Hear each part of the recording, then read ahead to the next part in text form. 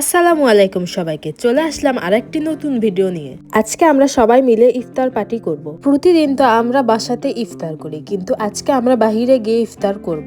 ইফতারের জন্য যাবতীয় খাবার আমরা বাড়িতেই রেডি করছিলাম। প্রথমে আমার বোন ভাজছিল এখানে বেগুনি ভাজা শেষ হলে আমার বোন এখানে কলানি ভাজছিল। আমি এটাকে কলানি বলি, কারণ কলা দিয়ে বানানো হয়। আমাদের কলানি ভাজা শেষ, এখন আমরা এখানে আরো যাবতীয় যত জিনিস আজকে আমরা বানাবো সব রেডি করছিলাম।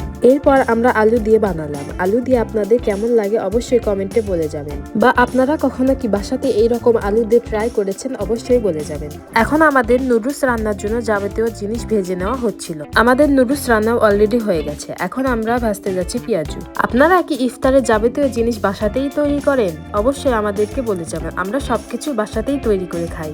আমার বোন এরপর ভেজে নিল ডিম চপ গুলো ভাজা শেষ হলে আমরা রওনা দিয়ে দিলাম আমাদের গন্তব্যে। আমরা ইফতারে যত জিনিস তৈরি করেছিলাম সব আমরা বেঁধে নিয়েছি আমাদের সাথে। আমরা সব বোন মিলে এখন চলে যাচ্ছি আমাদের ইফতার করার জন্য বাহিরে। আপনাদের এই রাস্তা কি চেনা চেনা মনে হচ্ছে? চেনা লাগলে অবশ্যই আমাদেরকে বলে যাবেন, এবং এর আশেপাশে কার কার বাড়ি আপনারা বলে যাবেন। আমাদের ইফতারের টাইম চলে যাচ্ছিল দেখে আমরা সবাই দৌড়ে দৌড়ে গিয়েছিলাম। আজকে আমরা প্রায় আমাদের ইফতারের জায়গায় চলে এসেছি, এবং পাশেই দেখুন কত সুন্দর গাছ, এবং গাছে কত সুন্দর ফুল ফুটেছে। এখন আমি এবং আমার বোনেরা সবাই মিলে ক্যামেরার সামনে এসে একটু হাই হ্যালো করছিলাম। আমাদের হাই হ্যালো করা শেষ হলে আমরা ফুলের গাছের ওখানে গিয়েছিলাম। এইগুলা কি ফুল আপনারা কি বলতে পারবেন? ফুলগুলা কত সুন্দর সেটা আমি আপনাদেরকে কাছ থেকে দেখাচ্ছি। আমি একটা ফুল নিচে দেখলাম পড়েছিল, এবং সেটা আমি হাতে তুলে নিয়ে নিলাম। এখন তো ইফতারের টাইম, এই জন্য স্টেশনে খুব মানুষ ছিল না। এবার এখানে বসার জন্য পাটি পাড়া হলে আমার বোন সবগুলো খাবার বের করছিল এবং পরিবেশন করছিল। আজকে আমাদের ইফতারে কি কি থাকছে তা তো আপনারা দেখতেই পাচ্ছেন। এগুলো কিন্তু সব আমার বোনের তৈরি, এবং খেতে অনেক সুস্বাদু হয়েছিল। এবং পাশে দেখলাম একটি পাগল যাচ্ছিল।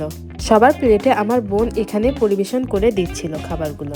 আপনারা কি কখনো আমাদের মতো এরকম বাহিরে গিয়ে ইফতার করেছেন? আপনাদেরকে এরকম বাহিরে গিয়ে ইফতার করতে কেমন লাগে?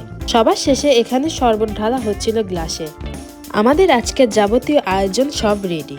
আপনারা এরকম আপনাদের ফ্যামিলির সাথে বাহিরে একবার হলে ইফতার করে দেখবেন, খুব ভালো লাগে এবং সবার সাথে অনেক এনজয় করা যায়। এরপর আমরা দেখলাম আমাদের হাতে একটুও টাইম ছিল না, আমাদের ইফতারের টাইম প্রায় হয়ে গিয়েছিল।